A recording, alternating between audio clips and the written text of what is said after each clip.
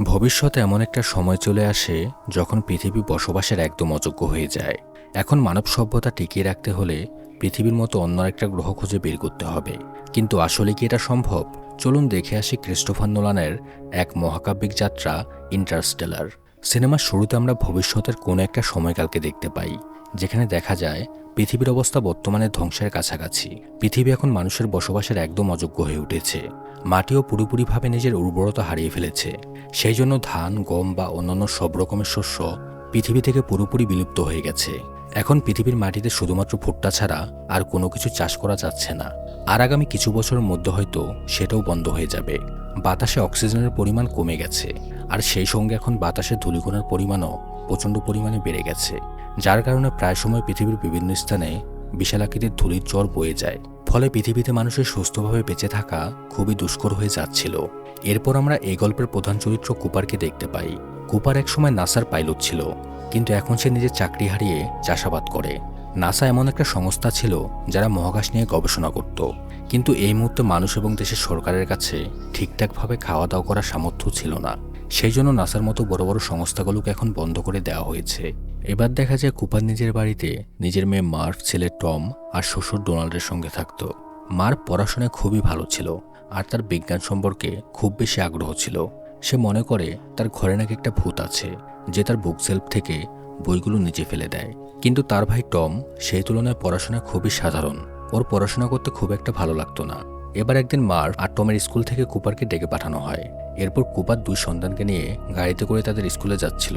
হঠাৎ তাদের গাড়ির টায়ারটা পাঞ্চার হয়ে যায়। গাড়ি থেকে নেমে তারা সেটাকে ঠিক করার চেষ্টা করছিল। ঠিক তখনই ইন্ডিয়ান এয়ারফোর্সের একটি ড্রোন তাদের মাথার উপর দিয়ে উড়ে চলে যায়। তারা তখন গাড়ি নিয়ে সেটির পিছু করে।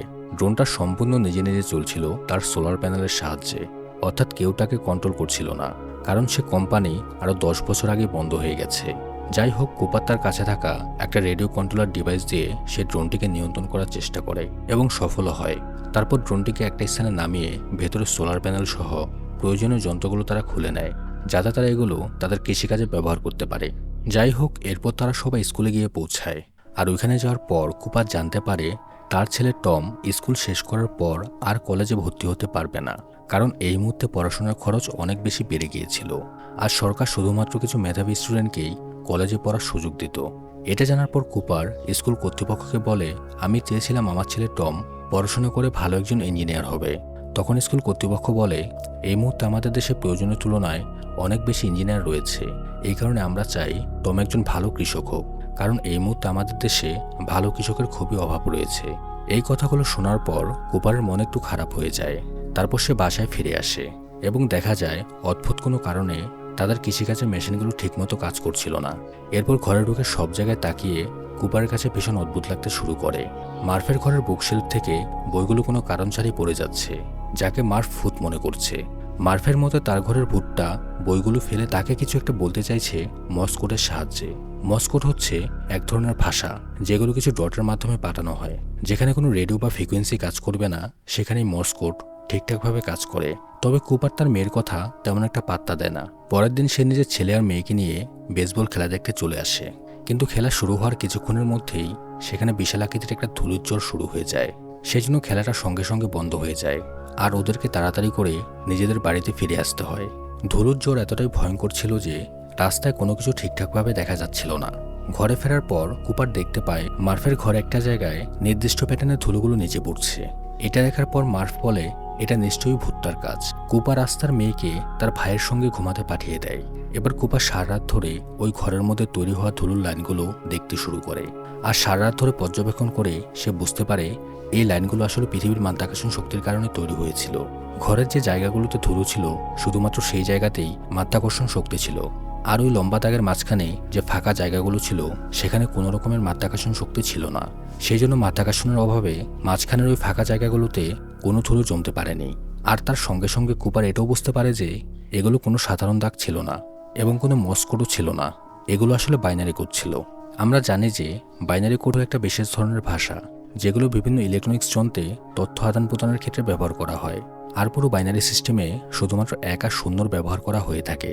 এবার ধুলোর লাইনের সাহায্যে তৈরি হওয়া ওই বাইনারি কোডটাকে কুপার ফিগার আউট করে জানতে পারে এটা একটা ঠিকানা।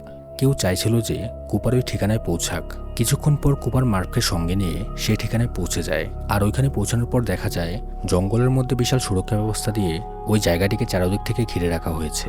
আর তারা দুজন সেখানে পৌঁছানোর সঙ্গে সঙ্গেই ওই জায়গার বেশ কয়েকজন সুরক্ষাকর্মী এদের দুজনকে ওখান থেকে তুলে নিয়ে যায়। আর ওখান থেকে ভেতরে যাওয়ার পর কুপার ডক্টর ব্যান নামের একজনকে দেখতে পায়। ডক্টর ব্যান আর কুপার একসময় নাসাতে কাজ করতেন, আর এখন এরা দুজন দুজনকে দেখতে পেয়ে খুব ভালোভাবে চিনতে পারে। এবার দেখা যায় ভেতরে ডক্টর ব্যানের সঙ্গে আরও বেশ কয়েকজন লোক ছিলেন, আর তারা প্রত্যেকে কুপারকে প্রশ্ন করতে শুরু করে, তুমি এই জায়গার ঠিকানা পেলে কোথা থেকে? এই জায়গাটা হচ্ছে পৃথিবীর সবচেয়ে সুরক্ষিত জায়গার মধ্যে একটা। এই জায়গাটাকে পৃথিবীর বাকি মানুষদের থেকে খুবই গোপনভাবে লুকিয়ে রাখা হয়েছে। এখানে কোনো সাধারণ মানুষের পক্ষে পৌঁছানো একদমই অসম্ভব। তখন কুপার আর মার্ভ দুজন মিলে পুরো ঘটনাটি ওদেরকে খুলে বলে যে কিভাবে মাধ্যাকর্ষণ শক্তির সাহায্যে ওরা দুজন নিজেদের ঘরের মধ্যে এই জায়গার ঠিকানা খুঁজে পেয়েছে। এবার ডক্টর ব্যানের সাথে কথা বলে কুপার জানতে পারে এই পুরো জায়গাটা আসলে নাসা। তখন কুপার বলে, কিন্তু নাসার মতো সংস্থাগুলো তো অনেক আগে বন্ধ হয়ে গিয়েছিল। তখন প্রফেসর ব্যান তাদেরকে জানায়, হ্যাঁ, পুরো পৃথিবীর কাছে নাসা বন্ধ হয়ে গেছে ঠিকই, কিন্তু আমরা সবাই এখনও গোপনভাবে কাজ করে যাচ্ছি। এই মুহূর্তে মানুষদের কাছে ঠিকঠাকভাবে খাওয়া দাওয়ার টাকাই নেই। আর এখন যদি সবাই জানতে পারে যে সরকার নাসার মতো একটা সংস্থার পেছনে এখনও কোটি কোটি টাকা খরচ করছে, তাহলে প্রত্যেকটা মানুষ খুবই রেগে যাবে। সেই জন্য আমাদেরকে বাধ্য হয়ে নিজেদের সংস্থাটাকে খুবই গোপনভাবে চালাতে হচ্ছে। এরপর প্রফেসর ব্যান বলে, এই মুহূর্তে পৃথিবীর বাতাসের 80% নাইট্রোজেনে ভর্তি হয়ে গেছে, যে কারণে এখন অক্সিজেনের পরিমাণ অনেকটাই কমে গেছে। আর আগামী কিছু বছরের মধ্যে পৃথিবীর অক্সিজেন পুরোপুরি শেষ হয়ে যাবে। আর হয়তো তোমার মেয়ে মার্ফের প্রজন্মই হবে এই পৃথিবীর শেষ প্রজন্ম। এবার এই কথাগুলো শোনার পর কুপার বলে, তাহলে এই মুহূর্তে পৃথিবীকে বাঁচানোর আপনাদের কাছে পরিকল্পনা কি? প্রফেসর ব্যান বলে, এখন পৃথিবীর যে অবস্থা, সেখান থেকে পৃথিবীকে আর কোনোভাবেই বাঁচানো সম্ভব না। আমাদের সবাইকে পৃথিবী ছেড়ে অন্য গ্রহের উদ্দেশ্যে বেরিয়ে পড়তে হবে, আর সেখানে নতুন করে নিজেদের জীবন শুরু করতে হবে।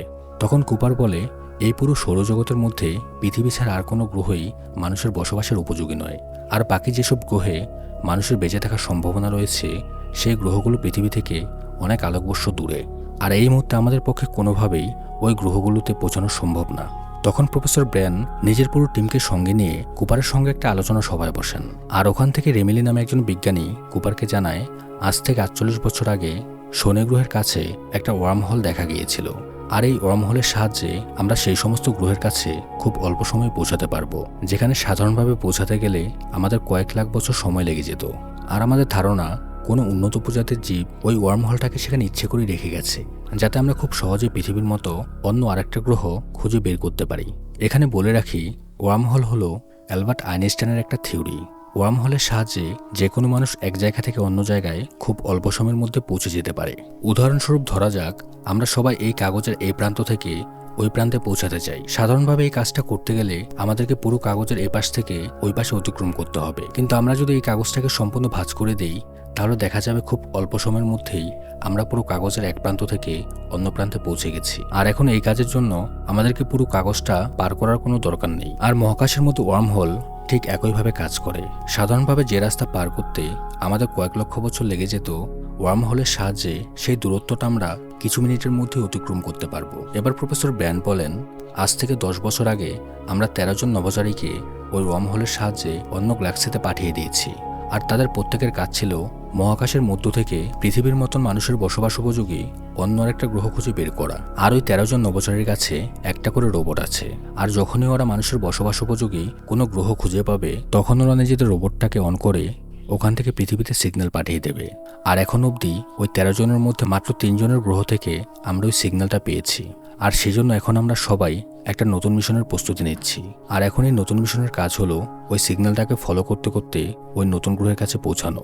আর সেখানে গিয়ে এটা পরীক্ষা করে দেখা যে ওই 3টা গ্রহের মধ্য থেকে কোন গ্রহটা মানুষের বসবাসের সবচেয়ে বেশি উপযোগী। এবার প্রফেসর ব্র্যান ডক্টর কুপারকে বলেন, এখন আমি চাই তুমি এই মিশনের পাইলট পদে যুক্ত হও, কারণ এই মুহূর্তে তোমার থেকে ভালো কোনো পাইলট আমাদের কাছে নেই। তখন কুপার বলে, যদি ওইখানে গিয়ে আমরা কোনো একটা গ্রহ খুঁজে পাই, তারপর কি হবে? প্রফেসর বলেন, তারপর আমাদের কাছে দুটো প্ল্যান আছে। একটা হলো প্ল্যান এ, সেটা হলো আমাদের এই পুরো অফিসটাই হলো একটা বিশাল বড় মহাকাশযান। ওখানে নতুন কোনো গ্রহ খুঁজে পেলে আমরা এই মহাকাশযানের মধ্যে অনেক মানুষকে নিয়ে ওই নতুন গ্রহের উদ্দেশ্যে বেরিয়ে পড়ব। কিন্তু যেহেতু এই মহাকাশযানটা অনেক বড় আর ভারী, সেই জন্য আমাকে গ্র্যাভিটি ইকুয়েশন অর্থাৎ মাধ্যাকর্ষণ শক্তির একটা সূত্র সমাধান করতে হবে। আর ওই সূত্রটা সমাধান করতে পারলেই আমরা এই বিশাল মহাকাশযানটাকে খুব সহজেই এখান থেকে মহাকাশে নিয়ে যেতে পারবো। আর যদি কোনো কারণে আমি ওই সূত্রটা সমাধান করতে না পারি, তাহলে আমাদের কাছে প্ল্যান বি রয়েছে, যেখানে আমাদের কাছে 5,000 সুনিশ্চিত মানুষের ডিম্বাণু রয়েছে। আর আমরা নতুন গ্রহে এই ডিম্বাণুগুলোকে নিয়ে যাব, যার ফলে খুব সহজে আমরা ওখানে অনেকগুলো মানুষের জন্ম দিতে পারবো। আর এইভাবেই ওই নতুন গ্রহে আমরা আবারও মানবজাতিকে বাঁচিয়ে রাখতে পারবো। এবার প্রফেসরের এই কথাগুলো শোনার পর তার ছেলে মেয়ে অর্থাৎ পরবর্তী প্রজন্মের কথা ভেবে কুপার এই মিশনে যাওয়ার জন্য রাজি হয়ে যায়। কিন্তু কুপারের এই সিদ্ধান্তের জন্য তার মেয়ে মার্ফ ওর ওপর প্রচণ্ড রেগে যায়, কারণ মার্ফ চাইছিল না যে তার বাবা এমন কোনো মিশনে যাক যেখান থেকে তার ফিরে আসার সম্ভাবনা একদমই কম। কিন্তু কুপার কোনো রকমে মার্ফকে এই মিশনের গুরুত্বটা বুঝিয়ে বলে। পরের দিন সকালে এই মিশনে যাওয়ার আগে কুপার মার্ফের সঙ্গে আরেকবার দেখা করে। এবার মার্ফ ওর বাবাকে বলে, এতদিন ধরে আমাদের ঘরে যে ঘটনাগুলো ঘটেছিল আমি তার থেকে মস্কোরের সাহায্যে একটা মেসেজ ডিকোড করেছি। আর সেই মেসেজে বলা হয়েছে স্টে মানে থেকে যাও, আর আমিও চাই তুমি এখানে থেকে যাও, তোমাকে এই মিশনে যেতে হবে না। তখন কুপার বলে, তুমি একদম চিন্তা করো না, আমি ঠিক তোমার কাছে ফিরে আসব। কিন্তু সবচেয়ে মজার ব্যাপার হলো, যখন আমি তোমার কাছে ফিরে আসব তখন হয়তো তোমার আর আমার বয়স একই রকম হয়ে যাবে, কারণ মহাকাশের মধ্যে যখন আলোর গতিতে এক জায়গা থেকে অন্য জায়গায় যায়, অথবা যখন আমি ব্ল্যাক হোলের আশেপাশে থাকব, তখন পৃথিবীর তুলনায় আমার সময়টা অনেক ধীর গতিতে চলবে। এরপর কুপার নিজের কাছে থাকা ঘড়িটা মার্ফকে দিয়ে দেয়। কিন্তু এই পুরো ঘটনার জন্য মার্ফ তখনও তার উপর প্রচণ্ড রেগেছিল। সে খুব কষ্ট পাচ্ছিল, কারণ তার বাবাকে সে সবচেয়ে বেশি ভালোবাসে। কুপার বাইরে যাওয়ার সময় বুকশেলফ থেকে আরও কয়েকটা বই নিচে পড়ে যায়। কিছু তো একটা অবশ্যই আছে যে কিনা কুপারকে যেতে বারণ করছে। এবার দেখা যায় কুপার 4 জন সদস্যের একটা দল নিয়ে সে মিশনের উদ্দেশ্যে বেরিয়ে পড়েছে। তারপর মহাকাশে থাকা এন্ডিউরেন্স নামক সেই স্পেস স্টেশনে তারা কানেক্ট হয়। তারপর তারা চলেছে সেই শনি গ্রহের উদ্দেশ্যে। প্রায় 2 বছরের মতো সময় লাগবে সেখানে পৌঁছাতে। সবাই তখন ক্রায়োস্লিপে চলে যায়। অনেকদিন ধরে মহাকাশে থাকার পর শনি গ্রহের পাশে থাকা ওয়ার্মহোলটার সাহায্যে সবাই অন্য একটা গ্যালাক্সিতে পৌঁছে যায়। এখানে তাদের মোট 3টা গ্রহকে এক্সপ্লোর করতে হবে। যে 3টা গ্রহ থেকে তাদের কাছে সিগন্যাল এসেছে, তার মধ্যে সবচেয়ে কাছের গ্রহ হচ্ছে মিলার্স প্ল্যানেট, অর্থাৎ ডক্টর মিলার সেখানে গিয়েছিল এবং সে সিগন্যালও পাঠিয়েছে। তারা আশা করছে সেখানে মানুষের বসবাসের যোগ্য একটা পরিবেশ তারা খুঁজে পাবে। কিন্তু এই গ্রহটার সমস্যা হলো, এই গ্রহটা গার্গেন্ট্রিয়া নামক একটা ব্ল্যাক হোলের কাছে অবস্থিত, যে কারণে এই গ্রহের মাধ্যাকর্ষণ শক্তি অনেক বেশি। আর ব্ল্যাক হোলের এতটা কাছে অবস্থিত হওয়ার জন্য এই গ্রহের সময়কাল পৃথিবী থেকে অনেক দীর্ঘগতিতে বয়ে চলে। মানে এই গ্রহে কাটানো 1 ঘন্টা পৃথিবীতে কাটানো 7 বছরের সমান। মহাকাশের মধ্যে থাকা ফাঁকা বিশাল জায়গাকে ব্ল্যাক হোল বলা হয়। ব্ল্যাক হোলের মাধ্যাকর্ষণ শক্তি প্রচণ্ড বেশি হয়, সেজন্য সেখানে সময় খুব ধীরগতিতে চলে। আর যদি কোনো গ্রহ বা নক্ষত্র এই ব্ল্যাক হোলের কাছে চলে আসে, তাহলে ব্ল্যাক হোল নিমেষের মধ্যেই সেই গ্রহ বা নক্ষত্রগুলোকে নিজের মধ্যে ঢুকিয়ে নেয়। একটা গ্রহ বা নক্ষত্রের তুলনায় একটা ব্ল্যাক হোল বিশাল আকৃতির হয়। এবার এরা সবাই ঠিক করে এদের মধ্যে থেকে রেমিলি নামের একজন এন্ডিউরেন্স নামের ওই বিশাল মহাকাশে থেকে যাবে, আর বাকি 3 জন একটা ছোট্ট রকেটে করে এন্ডিউরেন্স থেকে মিলার্সের গ্রহে চলে আসে। ওখানে পৌঁছানোর পর সবাই দেখতে পায় সম্পূর্ণ গ্রহটা 2 ফুট উচ্চতার জলের নিচে ডুবে আছে, যেটা দেখে ওরা সবাই বুঝে যায় এই গ্রহতে মানুষের বেঁচে থাকা কোনোভাবেই সম্ভব না। তবে দূরে পাহাড়ের মতো কিছু একটা দেখা যাচ্ছে।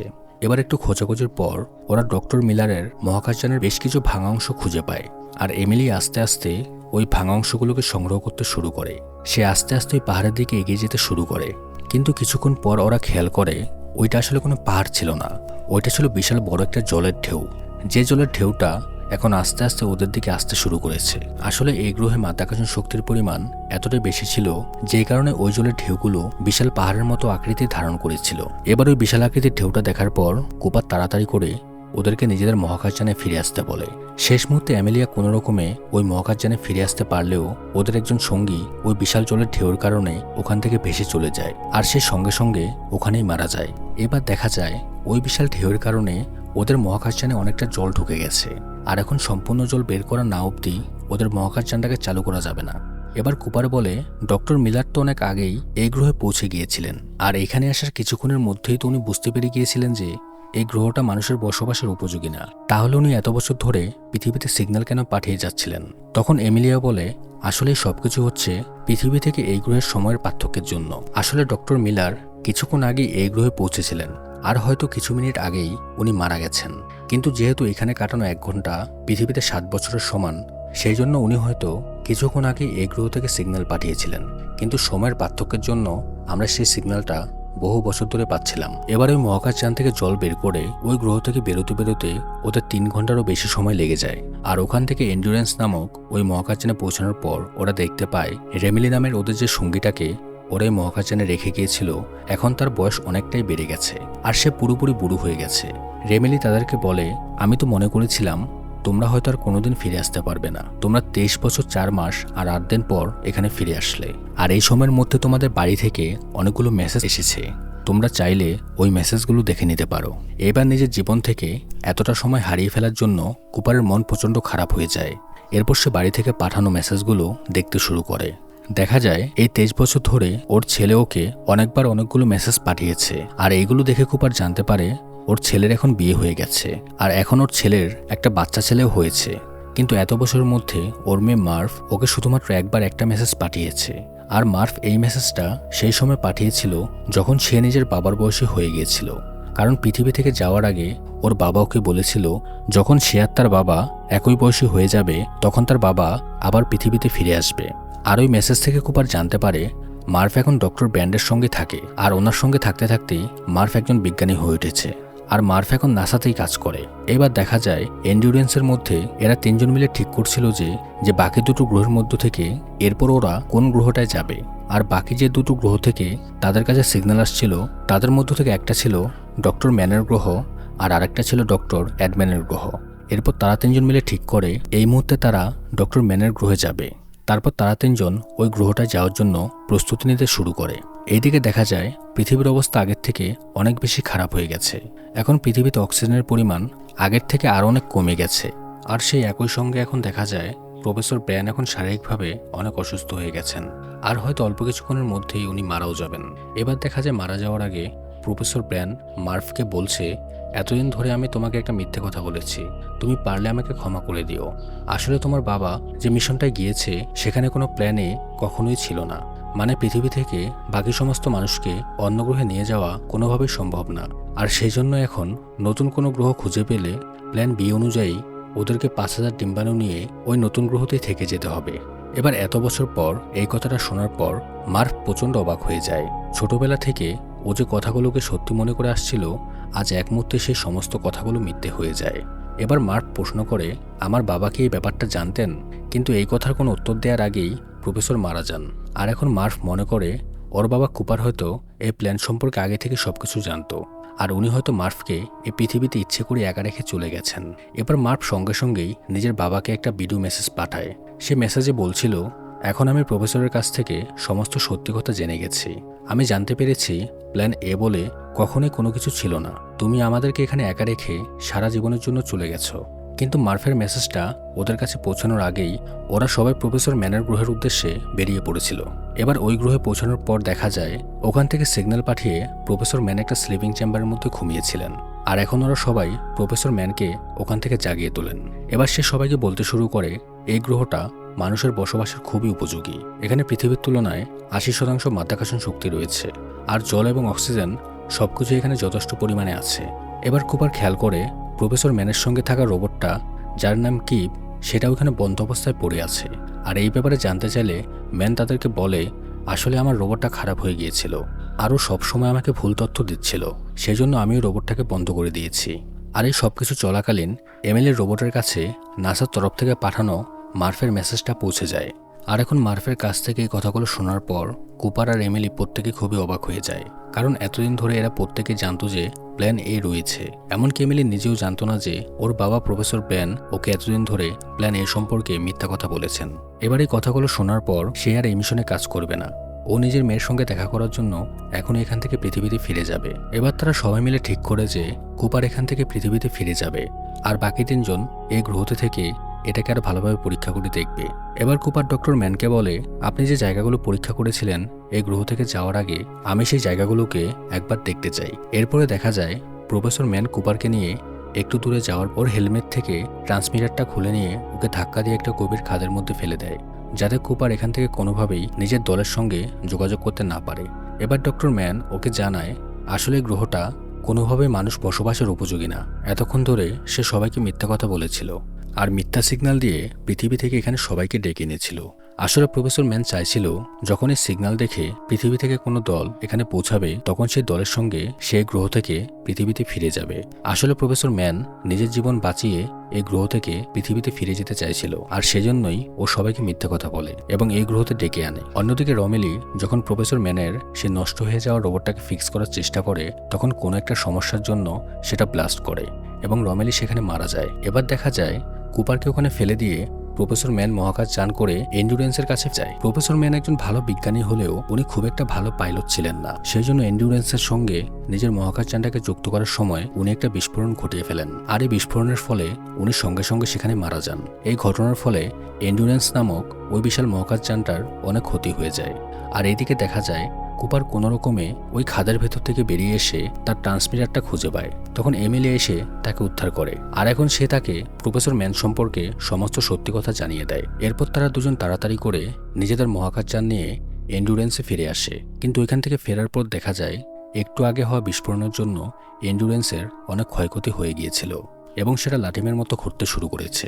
এখন তাদের পোর্ট তারা সেখানে ডক করবে কিভাবে? তবে কুপার নাসার একজন স্কিলফুল পাইলট, সে প্রথমে সে এন্ডুরেন্সের গতিটা হিসেব করে এবং তাদের পোর্টটাকে সেম গতিতে ঘোরানোর চেষ্টা করে। অবশেষে কুপার অনেক স্মার্টলি তাদের পোর্টটাকে সেখানে ডক করায়। আর এখন তাদের সেই 3 নম্বর গ্রহতে যেতে হবে, সেই অ্যাডম্যানের প্ল্যানেটে। কিন্তু অ্যাডম্যানের গ্রহের কাছে পৌঁছানোর জন্য পর্যাপ্ত পরিমাণে জ্বালানি ছিল না। তাছাড়া প্রফেসর ম্যানের পাগলামির জন্য সেখানে অনেক ক্ষতি হয়ে গেছে।